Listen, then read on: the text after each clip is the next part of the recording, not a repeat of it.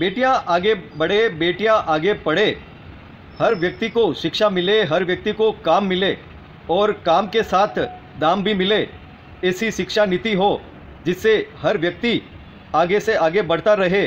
जिस तरह से राजस्थान में शिक्षा नीति को लेकर चर्चा हो रही है, देश में शिक्षा नीति को लेकर चर्चा हो रही है कि स्किल डेवलपमेंट जैसी योजनाएं आए, डिजिटल मीडिया का युग है, किस तरह से व्यक्ति आगे बढ़े। आज राजस्थान में मोहनलाल सुखड़िया विश्वविद्यालय ने ऐसा ही ऐतिहासिक शिक्षा क्षेत्र में कदम रखा है। नॉर्थ डेवलपमेंट यानी कि उत्तरी विस्तार करते हुए श्रीनाथ जी पीठ की स्थापना हुई है और इस सेंटर में विविध रूपों में शिक्षा के नए आयामों के साथ अध्ययन हो सकेगा। किस तरह से यहाँ पर शिक्षा का नया नवाचार होगा, क्या कहा यहाँ आने वाले अतिथियों में महामहिम राज्यपाल कलराज जी मिश्र ने, विधानसभा अध्यक्ष डॉक्टर सीपी जोशी ने, उच्च शिक्षा मंत्री राजेंद्र सिंह यादव ने, उदयलाल आंजना ने और जो शिक्षा क्षेत्र में अग्रणी हैं मोहनलाल सुखड़िया विश्वविद्यालय के कुलपति अमेरिका सिंह ने। बेटियों की पढ़ाई की बात हो या महिला सशक्तिकरण की बात हो, इस विषय पर लक्षराज सिंह मेवाड़ ने क्या कहा, देखिए हमारे साथ ये खास खबर। उत्तर उदय करता है और मोहनलाल सुखड़िया का विस्तार भी उत्तर में हो रहा है श्रीनाथ पीठ के रूप में। हम आपको लिए चलते हैं इस आयोजन में, जहां पर श्रीनाथ पीठ के रूप में राजस्थान में शिक्षा के क्षेत्र में ऐतिहासिक कार्य होने जा रहा है। यहाँ पर हर छात्रा के, हर बालिका के चेहरे पर खुशी है कि ये शिलान्यास शुभ मंगलमय हो। ऐसे ही जनहित के कोई भी कार्य होते हैं तो उसमें चाहे राज परिवार हो या राजनीति से जुड़े, सरकार से जुड़े लोग आगे आते हैं और शुभ मंगल कार्य करते हैं। राजस्थान के राज्यपाल कलराज जी मिश्र का आगमन हुआ है और आप देख रहे हैं उन्हें गार्ड ऑफ ऑनर दिया जा रहा है।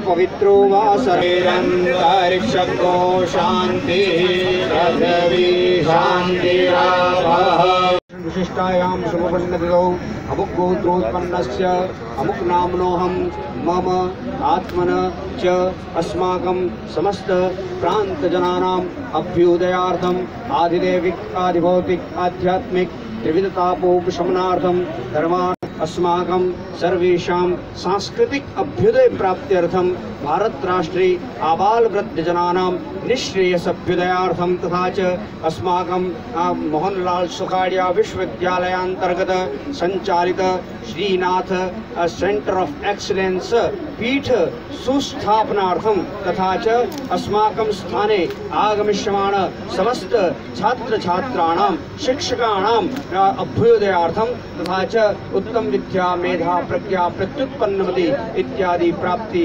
पूर्वकम् अस्माकं भारतीय संस्कृति सभ्यता प्रसारणार्थं विश्व मध्ये अस्माकं पुनः भारत राष्ट्रस्य सुप्रतिष्ठा स्थापन करणार्थं मध्यदिने भूमि कूर्म वराहानन्तादि नवनाग सहित भूमि शिलान्यास विधिनां पूजनार्चनं करिष्ये। दिग्घो हवामहे प्रियाणान्वा प्रियपदिग्घो हवामहे निधीनान्वा निधिपदिग्घो हवामहे वशो मम आहमयानि गर्भधमा त्वमजाहि गर्भधमा। सिद्धि बुद्धि लक्ष्य लाभ सहिताय श्री गणेशाय नमः। ओम अम्बे अम्बिके मालिके नमः नयदिकश्चन सस्य स्वकः शुभद्रिकां लीलवासिनीं राजराजेश्वरी पराम्बा दुर्गा देव्यै नमः। कुलदेवी शान्तिः वनस्पतयः ब्रह्म शान्तिः सर्वतो शान्तिः शान्तिरेव शान्तिः सामा शान्तिः नन्दवानिधिपतिको हवामहे वसो मम आहमजान वाचं प्रपद्ये मनोजजुः प्रपद्ये सामप्राप्तो सन्नो भवतु भुवनस्य जस्पतिः ॐ भूर्भुवः स्वः तत्सवितुर्वरेण्यं भर्गो देवस्य धीमहि धियो यो नः प्रचोदयात्। समकर्णे शृणुयाम देवा भद्रं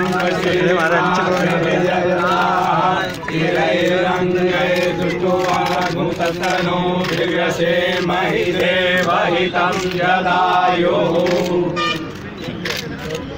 स्वामी जी विशाल बाबा तिलकायत महाराज पुष्टि मार्ग प्रधान पीठ नाथ द्वारा महाराज कुमार श्री लक्ष्यराज सिंह जी मेवाड़ साहिब महाराणा मेवाड़ चैरिटेबल फाउंडेशन उदयपुर एवं श्री सुधाकर जी शास्त्री साहिब श्री नाथ जी मंदिर प्रतिनिधि नाथ द्वारा आप सभी के भव्य आगमन से हम महिमावंत हुए हैं।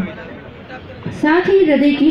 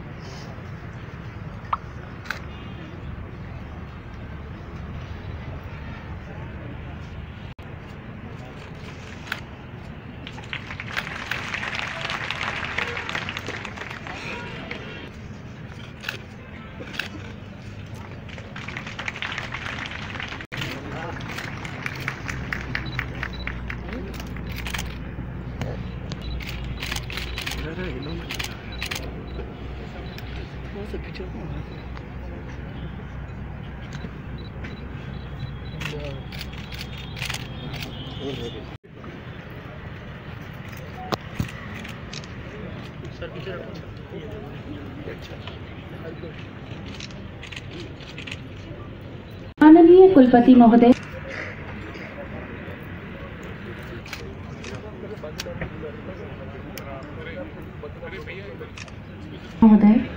माननीय कुलपति महोदय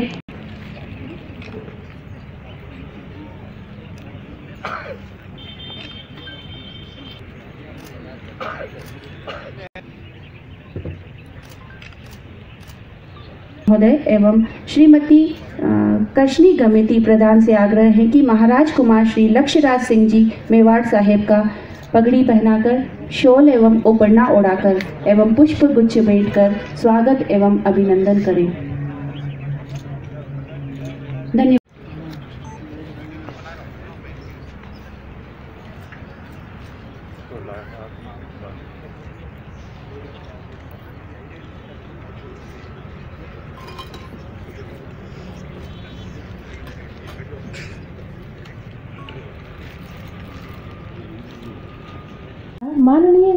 गणमान्य अतिथि को प्रसाद भेंट हेतु श्री सुधाकर जी शास्त्री जी से अनुरोध।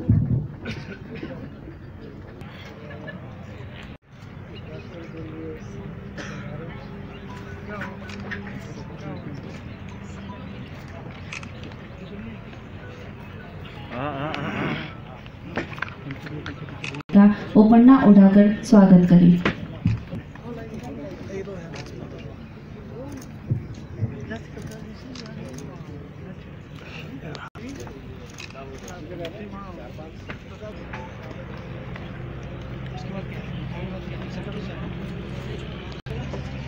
कलेक्टर साहब श्री अरविंद जी पोसवाल का स्वागत उपन्ना उड़ाकर करें।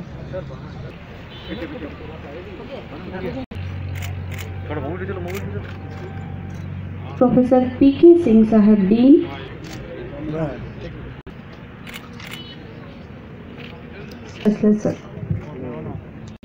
यह पावला विश्वविद्यालय का 2 सीना centre of excellence, Mohanlal Sukhadia university north campus. मुख्य रूप से इसे मोहनलाल सुखाड़िया विश्वविद्यालय के नॉर्थ कैंपस के रूप में पहचान मिलेगी। आज इस कैंपस का भूमि पूजन और शिलान्यास हुआ है और इस समारोह में उपस्थित परम श्रद्धेय कुलाधिपति मोहनलाल सुखाड़िया विश्वविद्यालय एवं राज्यपाल राजस्थान परम आदरणीय श्री कलराज मिश्र जी का हम विश्वविद्यालय के तरफ से हार्दिक स्वागत एवं अभिनंदन करते हैं। हम विश्वविद्यालय के तरफ से परम आदरणीय श्री सीपी जोशी साहब विधानसभा अध्यक्ष का अभिनंदन एवं स्वागत करते हैं। आज सभी को हम अवगत कराना चाहते हैं कि जो आज स्वरूप देख रहे हैं, माननीय सीपी जोशी के परामर्श से इसकी नींव हम लोगों ने करीब 1 वर्ष पहले ही विचारों का कर दिया था और उसी से हम लोग भूमि के लिए प्रयास कर रहे थे। हमें यह जानकर बहुत प्रसन्नता हुई कि जब हम 1 साल पहले माननीय सीपी जोशी साहब से संपर्क किए तो पता चला कि सीपी जोशी साहब हमारे यहाँ के प्रोफेसर रह चुके हैं और तभी से मैंने निश्चय किया कि विश्वविद्यालय का जो विकास होगा, शैक्षणिक विकास होगा, उसमें हम आपसे निरंतर परामर्श लेकर रहेंगे और ले भी रहेंगे। नाथद्वारा में सीना सेंटर ऑफ एक्सीलेंस की स्थापना के लिए हमें आज 24 एकड़ भूमि प्राप्त हुई है और इसके लिए भी हम डॉक्टर सीपी जोशी साहब का हम अभिनंदन स्वागत करते हैं। आपके प्रेरणा से सर ये ज़मीन हमको प्राप्त हुई है। इसी क्रम में मंच पर आसीन माननीय सहकारिता मंत्री श्री उदयलाल जी आंजना जी का भी हम स्वागत एवं अभिनंदन करते हैं। महोदय, हमारा क्षेत्राधिकार चित्तौड़गढ़ भी है, वहाँ पर भी हम अपने कैंपस बनाने की योजना कर रहे हैं और शीघ्र ही वहाँ पर हम इस अपने कैंपस का एक स्वरूप आपके सामने रखेंगे। हम विश्वविद्यालय के तरफ से परम आदरणीय उच्च शिक्षा मंत्री श्री राजेंद्र सिंह यादव का हार्दिक स्वागत एवं अभिनंदन करते हैं और हमारे लिए परम सौभाग्य का विषय है कि हमारे उच्च शिक्षा मंत्री जी का विश्वविद्यालय में ये प्रथम कार्यक्रम है। हम विश्वविद्यालय की तरफ से सर आपको आपका हार्दिक अभिनंदन स्वागत करते हैं और हम प्रयास करेंगे कि उच्च शिक्षा विभाग जो है अपना एक पूरे दुनिया में अपना एक पहचान बनाए और उस दिशा में भी हम लोग काम कर रहे हैं। किन्हीं अपरिहार्य कारणों से श्री तिलकायत महाराज जी इस कार्यक्रम में उपस्थित नहीं हो पाए हैं, परंतु उनकी शुभकामनाएं हमको प्राप्त हो चुकी हैं। हम श्री लक्ष्यराज सिंह मेवाड़ का भी हार्दिक स्वागत और अभिनंदन करते हैं।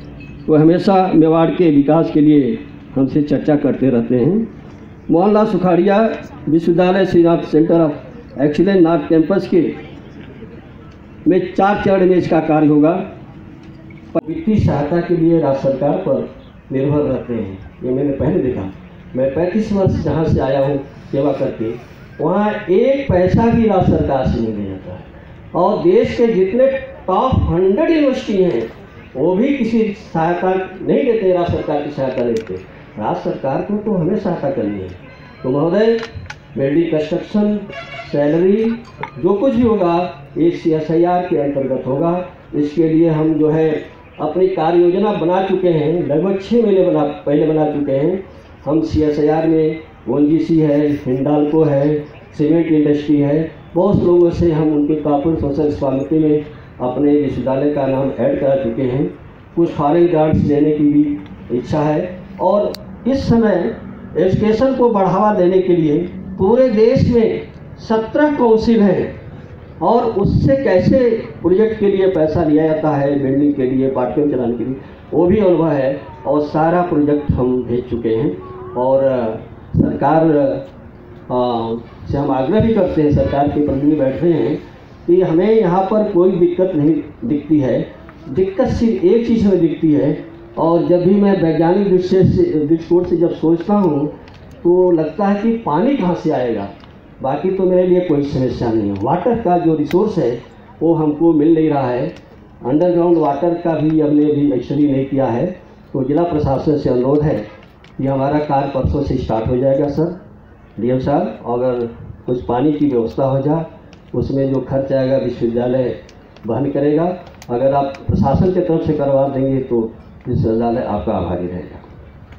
जैसे हम राजभवन भेजते हैं वो हमारा सारा प्रोजेक्ट जो है उस शिक्षा विभाग में जाता है और तुरंत एक्शन में आता है। आज स्थिति ये है कि कल ही फोन आया माइनॉरिटी डिपार्टमेंट से कि आपको हम 12 करोड़ रुपया देंगे, आप जब से कुछ प्रोजेक्ट और बढ़ा दिए। तो इस तरह का हमारी सोशल रिस्पॉन्सिबिलिटी, सोशल एक्सेप्टेंस हमारे समाज में बैठ रही है, हो रही है। और अंत में समय बहुत कम है, एक ऐसा विश्वविद्यालय बने जो दुनिया में उसकी पहचान मिले, राष्ट्रीय स्तर पहचान मिले। और यदि आप साइंस एंड टेक्नोलॉजी IT से जुड़े हैं तो आप देखिए राजस्थान का जो मोहनलाल सुखाड़िया विश्वविद्यालय है, 1 साल में NRF ने रैंकिंग लिया। 1 साल के अंतर्गत हमारे पूरे देश में जो राजकीय हमारे विश्वविद्यालय हैं, लगभग उनकी संख्या लगभग 400 के आसपास है। उसमें सर हमको 45वां रैंक मिला है।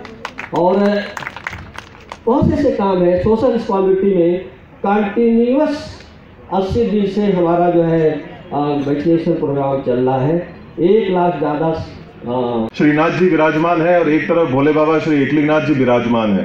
जब इन दोनों की गोद में और जब बड़े बुजुर्गों का आशीर्वाद हो तो किस तरीके से आदमी को अपना जुझारूपन और कर्मठता और हौसले को बरकरार रखना चाहिए, वो आभास मुझे इस भूमि पर बैठकर आप लोगों के साथ में, आप लोगों की गोद में बैठकर महसूस होता है।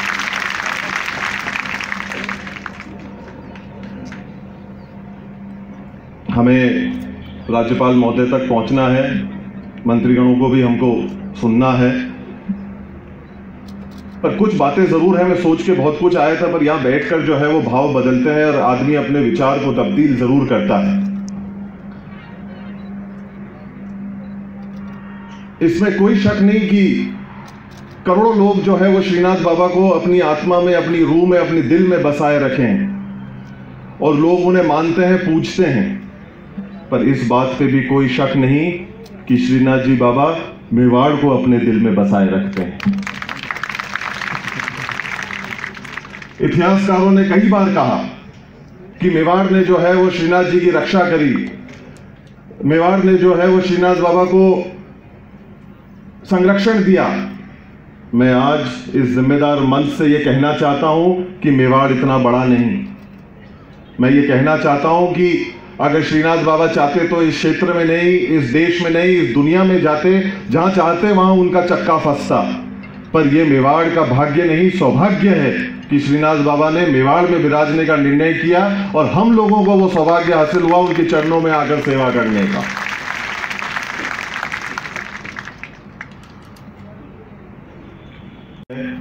बात इस भावी पीढ़ी, इस देश को आगे बढ़ाने की है और अपने जीवन को देश के निर्माण में झोंकने की है।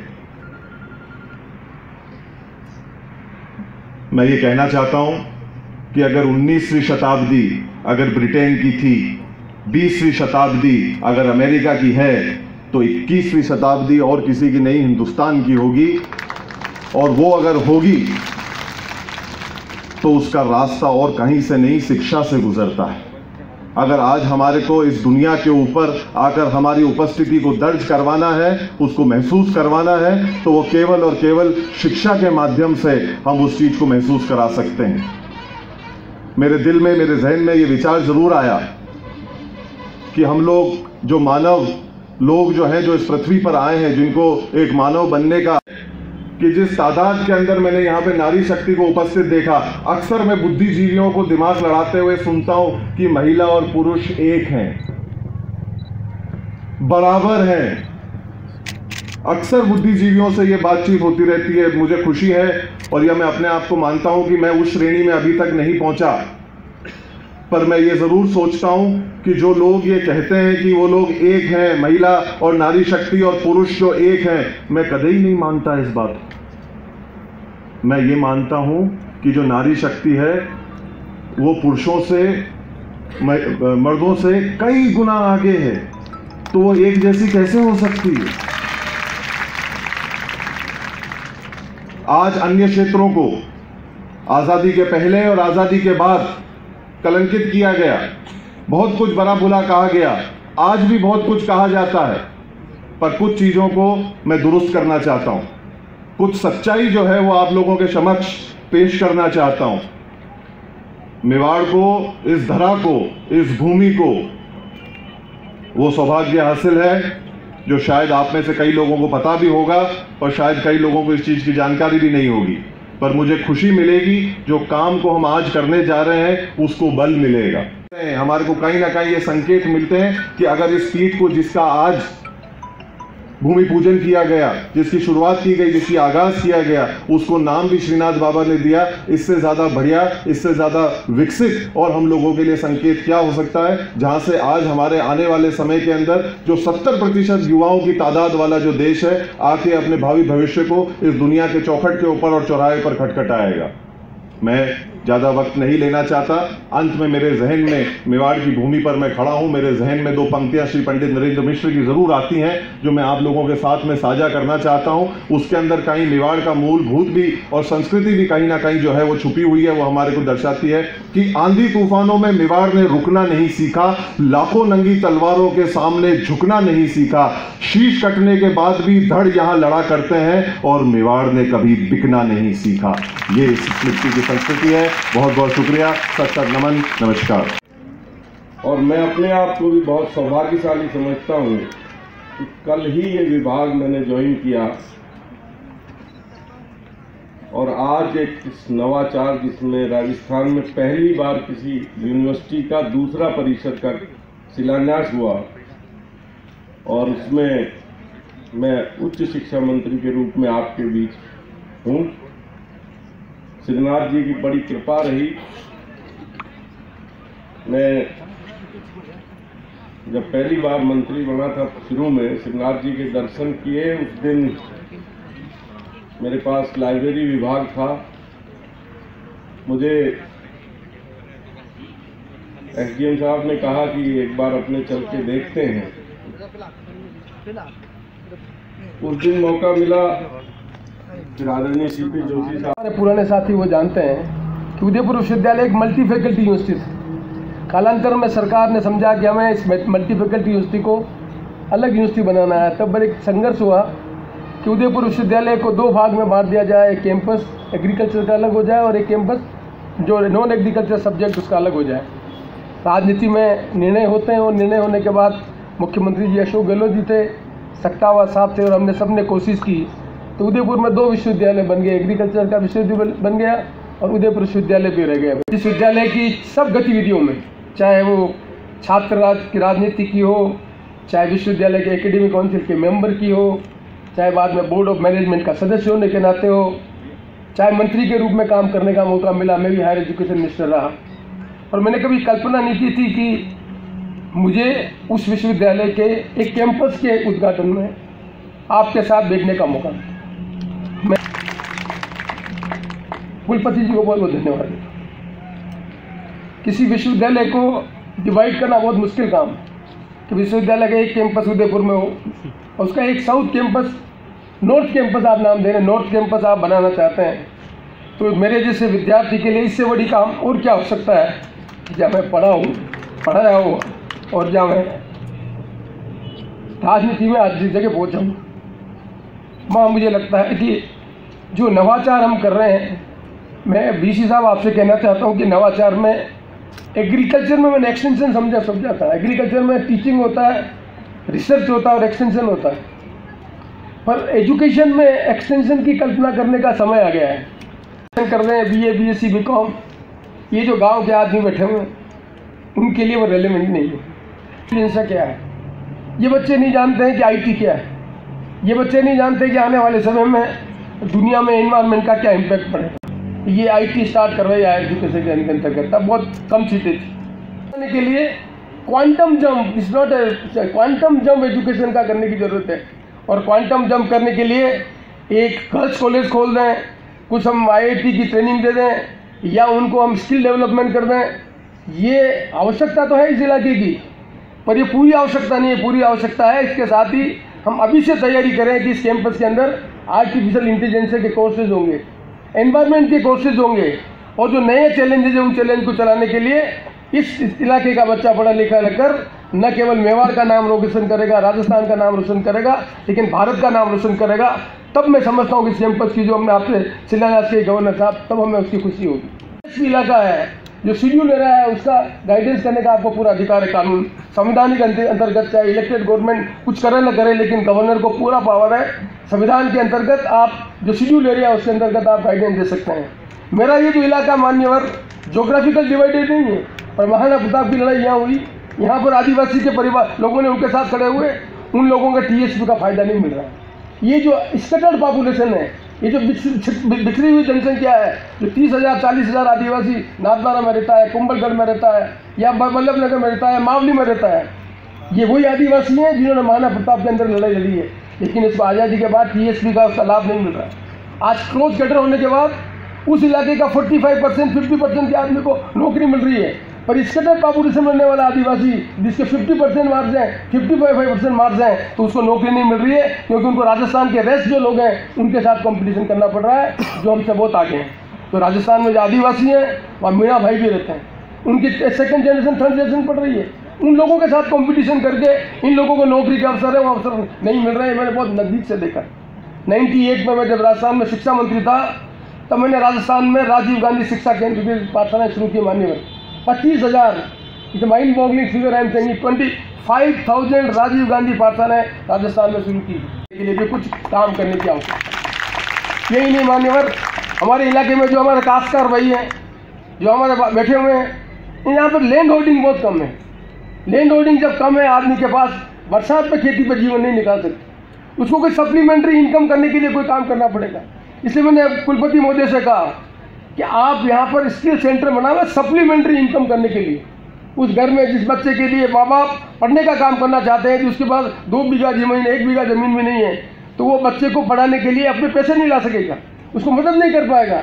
जब उसके पास वित्तीय संसाधन उपलब्ध नहीं होंगे, तब वो माँ बाप चाहते हुए भी अपने बच्चे को आगे पढ़ाने का काम नहीं कर सकेगा। ये सब समाज के लोगों की इलाके की मेवाड़ में स्थिति है, उनके पास लैंड होल्डिंग कम है। ये बिखराई जनता जो इस इलाके में है, उनके जीवन में परिवर्तन करने के लिए विश्वविद्यालय के माध्यम से कुछ काम करेगी, ऐसा मैं अपेक्षा करता हूँ। मैं एक नहीं करे, ये काम आप करेंगे तो बाकी सब परिवर्तन करने का काम रात रात कर लेगा, ऐसी मैं आशा करता हूँ। एक बार मैं पुनः आपका मंत्री जी का बहुत लीड सेंटर ऑफ एक्सीलेंस के शिलान्यास के समारोह में उपस्थित राजस्थान विधानसभा के सम्मानित अध्यक्ष आदरणीय डॉक्टर सीपी जोशी जी, आदरणीय श्री लक्ष्यराज सिंह जी, प्रोफेसर अमेरिका सिंह जी कुलपति, श्री सुधाकर शास्त्री नाथद्वारा मंदिर समिति, सभी बाम के सदस्यगण, डीन, डायरेक्टर, संकाय सदस्य, इस रूम में महत्वपूर्ण है जो पहली बार प्रदेश का कोई विश्वविद्यालय मानव विकास के बड़े प्रयोजन को लेकर अपने दायरे से बाहर निकला है, जिसकी चर्चा स्वयं डॉक्टर जोशी जी ने भी किया है और वहाँ अपना परिसर निर्मित कर रहा है। मैं आप सभी को इसके लिए बधाई और शुभकामना प्रदान करता हूँ। इस संबंध में, यहाँ के निर्माण के संबंध में, यहाँ के निवृत्ति के संबंध में क्या क्या होने वाला है, उन सारी चीज़ों के बारे में हमारे जो लोगों ने मंच पर बैठे हुए जो अपने विचार की व्यक्ति की है, उसको बताया है कि इसके कारण कितना लाभ होने वाला है। मैं भी उनके बात से सहमत हूँ कि महिलाओं को पुरुषों के समान मत रखिए। महिलाएं तो हमारी सृजन करता है, महिलाएं तो हमारे पालन करता है, महिलाएं संवेदनशीलता की प्रतिमूर्ति हैं। और इसलिए अगर मैं कहूं कि महिला शक्ति याद शक्ति है, उसके सामने कोई शक्ति नहीं है, इससे सर्वोपरि है। समय समय पर महिलाओं ने अपने विद्वता का भी, अपने कर्मशीलता का भी, अपने विभिन्न क्षेत्रों में कार्य करने की औद्योगिक मानसिकता का भी प्रत्यक्ष रूप से परिचय दिया है। इसलिए यहाँ महिला महाविद्यालय भी होने जा रहा है। नाथद्वारा स्थल पर है, नाथद्वारा पवित्र तीर्थ धरा है। वैष्णव परंपरा में गिराधन प्रभु श्री नाथ जी यही विराजते हैं, यही फूटागड़ा था, यही विद्यमान है। तो शैव परंपरा में भगवान श्री एकलिंगनाथ की भी यह पावन भूमि है। मेवाड़ की धरती भक्ति, शक्ति और शौर्य की भूमि है। अपने आप को सौभाग्यशाली मानता हूं कि मुझे बार बार संवैधानिक अधिकार प्राप्त है। राज्य सरकार कुछ कर रही है कि नहीं कर रही है, ये अलग प्रश्न है, लेकिन राज्यपाल को एक ऐसा संवैधानिक अधिकार प्राप्त है जो इस क्षेत्र को अपने ढंग से, उस क्षेत्र के विकास की दृष्टि से जो भी आवश्यक है वो करने की दृष्टि से निर्देशित भी कर सकता है, लोगों को आगे बढ़ाने की दृष्टि से प्रयास भी कर सकता है। मैं डॉक्टर जोशी जी को ये विश्वास दिलाता हूँ, इस दिशा में कोई कमी नहीं होगी। वैसे मैंने इस दिशा में काम किया भी है। कोरोना के दौरान भी मैंने यहाँ के जिलाधिकारियों की बैठक बुलाकर वर्चुअल माध्यम से, यहाँ के जिलाधिकारी साहब बैठे हुए हैं, इनसे भी बात करने का अवसर प्राप्त हुआ है। कहाँ कहाँ क्या हो रहा है, जो योजनाएं प्रदान की गई हैं जमीन पर उतर रही है कि नहीं उतर रही है, इन सारी चीज़ों को देखने का प्रयास किया है। बार बार अनुश्रवण, मॉनिटरिंग जिसको कहते हैं, ये करने की कोशिश की जाती है। मैं समझता हूँ इसके बावजूद भी इस ट्राइबल क्षेत्र के विकास के लिए सबका सामूहिक सहयोग अपेक्षित है, और सबके सामूहिक सहयोग के माध्यम से ही हम उस ट्राइबल क्षेत्र को मूल धारा के अंतर्गत जोड़ सकने में सक्षम हो सकेंगे। वहाँ अपने अपने प्रकार की पंचायतें हैं, पंचायतों के माध्यम से कई चीज़ों का निराकरण होता है, उसका समाधान निकालते हैं, कोशिश करते हैं कोर्ट के अंदर कम जाया जाए, लेकिन उनका एक विशेष तरीका रहा है, उसको और आगे बढ़ाया जाए, उनको साथ में जोड़ने का प्रयास किया जाए। ये प्रत्यक्ष वहाँ जाने के पश्चात ही हो सकता है। आपको एक ऐसे जनप्रतिनिधि प्राप्त हुए हैं जो सही माने में हर दृष्टि से, हर क्षेत्र में उनका विजन बड़ा क्लियर है, उनका विजन बड़ा स्पष्ट है। हमें क्या करना है, हमें इस क्षेत्र में क्या करना है, इस क्षेत्र में कहाँ कहाँ किन किन प्रकार की आवश्यकताएं हैं, इनको अच्छी तरह से जानकारी है, और जानकारी के आधार पर लगातार काम करने जा रहे हैं। और आज का ये जो शिलान्यास हुआ है मोहनलाल सुखाड़िया विश्वविद्यालय, जो बाहर निकल करके आज के इस परिसर का निर्माण किया है, इसमें इनकी डॉक्टर जोशी की महत्वपूर्ण भूमिका रही है। ये मैं निश्चित रूप से कह सकता हूँ कि इन्होंने स्वयं कुलपति महोदय को मार्गदर्शन दिया होगा, किस ढंग का काम करे हो, और उसके लिए ज़मीन, बाकी सारी चीज़ें गांव के लोगों के साथ मिलकर, जैसे आज हमें परिचय करा रहे थे आप, वो छोटी बच्ची कसरी नाम है शायद, हाँ बैठी है, पास में लेकर किस ढंग से उनके अंदर आत्मबल पैदा किया जाए कि नहीं ये चीज़ हम कर रहे हैं, तो एक ऐसे व्यक्तित्व के जरिए कर रहे हैं। छोड़ दे आनंद दे हो गया भाई।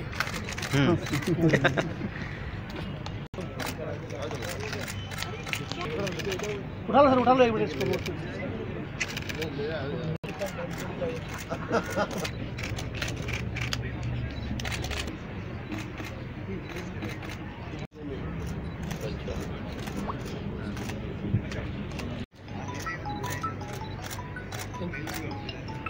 धन्यवाद।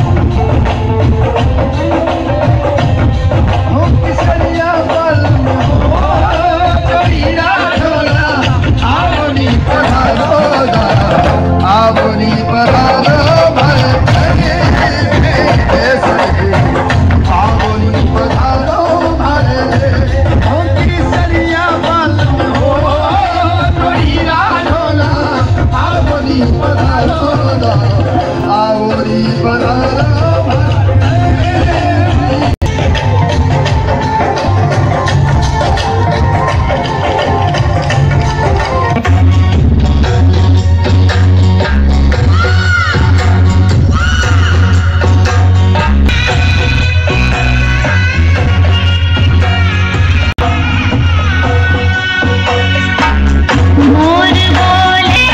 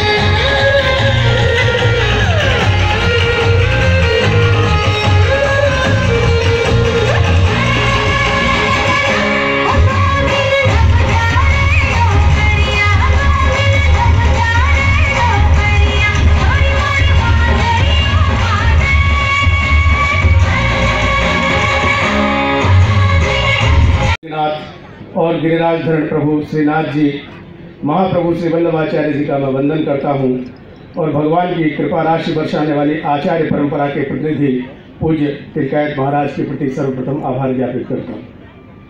इसके उपरांत सर्वप्रथम इस आयोजन को पूर्णता प्रदान करने के लिए हमारे मध्य अत्यंत कृपापूर्वक पधारे हुए हमारे विश्वविद्यालय के संरक्षक, मार्गदर्शक, प्रेरक और प्रोत्साहक, प्रदेश के सभी विश्वविद्यालयों को विकास की दशा में गतिमान बनाने वाले परम श्रद्धेय माननीय राज्यपाल राजस्थान एवं कुलाधिपति परम आदरणीय श्री कलराज मिश्र जी को मैं मोहनलाल सुखाड़िया विश्वविद्यालय परिवार की ओर से विनम्र आभार समर्पित करता हूँ।